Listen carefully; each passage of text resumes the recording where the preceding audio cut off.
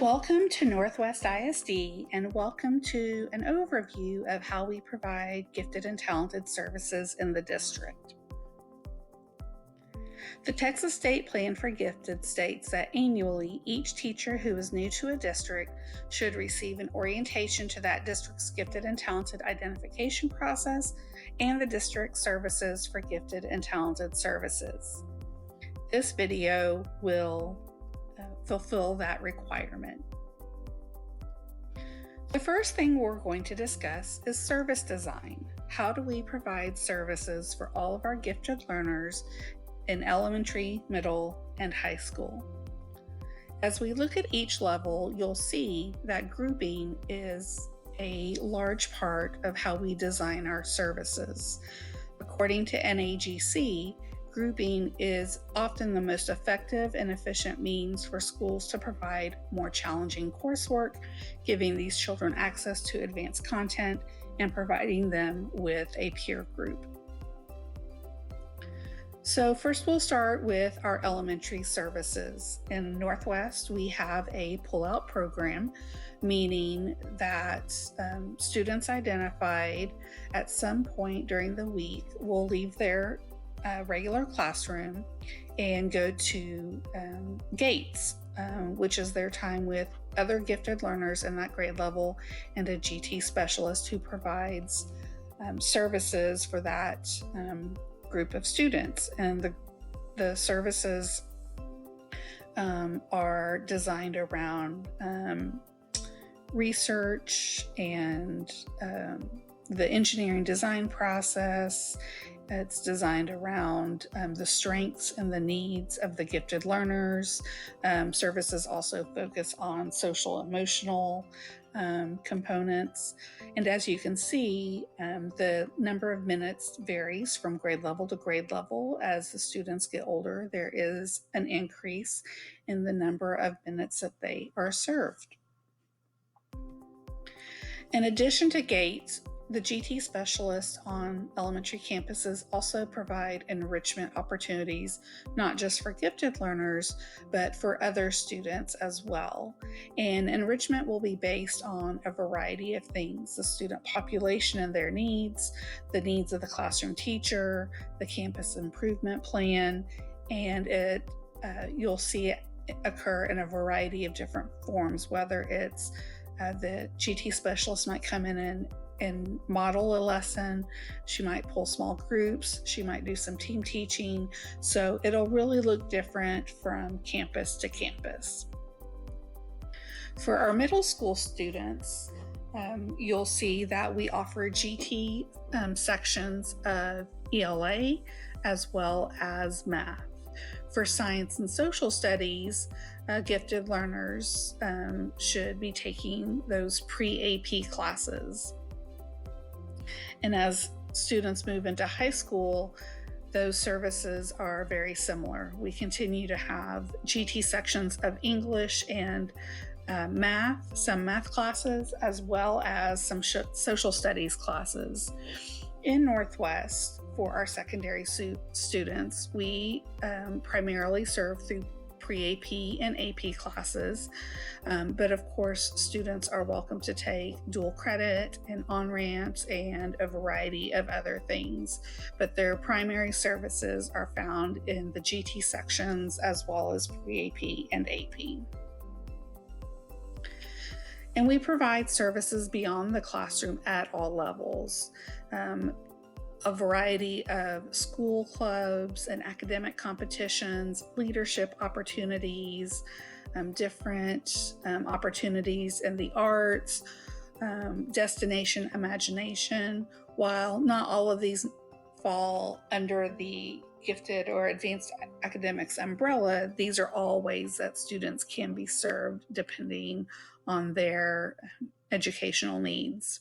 And then we also offer a variety of summer learning opportunities through Camp Invention, Camp Pursuit, a Destination Imagination Camp, and a variety of other things.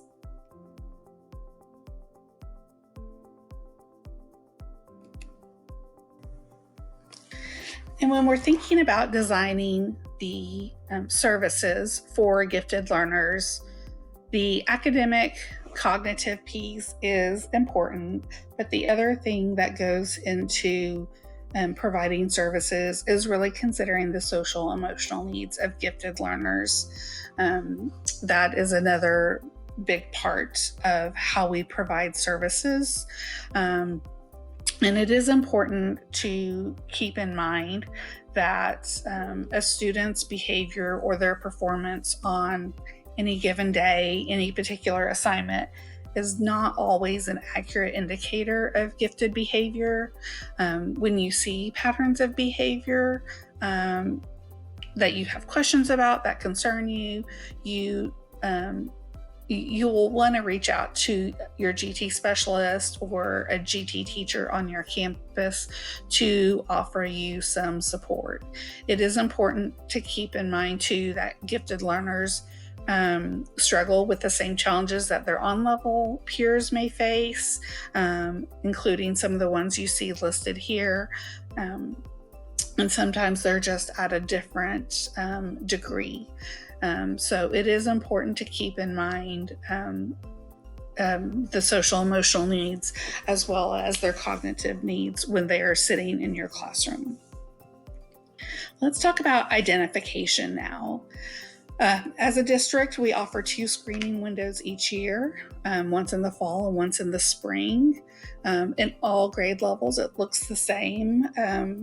Across all levels, we look at quantitative data, we look at qualitative data, and that qualitative data will include input from both parents and teachers. And so we're looking at that to really get an idea of the whole child and to figure out what services, if any, a student might need. Students can be referred for testing by their parents, teachers, by their peers or counselors, even themselves. Every middle and high school has a GT coordinator who's the lead on identification. And at the elementary level, it is the GT specialist. And so those are the people you would want to go to if you are interested in referring or if a parent asks about it. In addition to all grade levels just having open referrals, there are 2 grades that we specifically focus on. The first is kindergarten. The Texas State Plan actually says that all kindergarten students are considered nominees. And so how we do that is the GT specialist will visit all kindergarten classrooms in the fall and provide lessons that really stimulate the thinking, and from there they will look for students to refer for additional testing, which will occur in January and February. And then in 2nd grade, we give all of our 2nd graders the COGET and ITBS as a universal screener. It does help us identify gifted learners, but it provides classroom teachers and campuses with so much data on all 2nd graders that help with instructional decisions. So back to referring, if you are going to make a referral, just know it is part 1 of a 3-part process. First, we do referrals, and then we do the screening, and then there's the selection process by your GT campus committee. You can refer a student at any time. The referrals will close 2 weeks before the start of the testing window. So it is important that you make sure you know when that testing window is. Typically, your GT specialist or your GT coordinator will let you know at the beginning of the school year. And then finally, another form of identification and services, kind of a subset, is our Math Acceleration Program, which is still relatively new, but it's based on the belief that students do benefit from doing above level work. Acceleration is the best way to serve gifted learners, and so if we can provide them with that opportunity, they will benefit and flourish. If you are an elementary teacher and you do have a student who is exceptional in math and you think they might benefit from acceleration, then please visit the acceleration section of the NISD website for details on what to look for, what the acceleration process looks like, and how a student qualifies for that service. You're also encouraged to talk with your GT specialist to get more details and to figure out, is this an educational need for the student? And let's wrap up with professional development.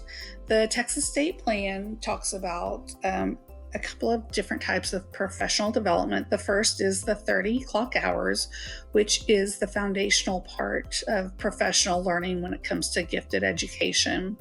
The 30 hours is comprised of 5 strands: nature needs, identification, differentiation, creativity and critical thinking strategies, depth and complexity. And so just to give you an idea of the 5 different strands, you can see that nature needs is really about understanding the idea behind gifted, theories and models, the different special populations within gifted, and it's really what makes a gifted learner a gifted learner.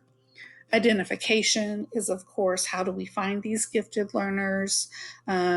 Specifically, even when we're talking about special populations who might be gifted, how do we take into account those characteristics? Creativity and critical instructional strategies is just that. It's instructional strategies that can really open up a student's thinking, either in the creative realm or the critical thinking realm. The strategies you'll learn in this strand are great in all classrooms. All students would benefit from them, but they're particularly good strategies for our gifted learners. The 4th strand is differentiation. So this is where we look at different learning experiences, flexible pacing, creating products that match ability and interest, and really student choice, independent research. And the 5th strand is depth and complexity, where you start to explore that depth and complexity framework for thinking. You learn with the introduction, you learn mostly about the icons, but other pieces of this thinking framework.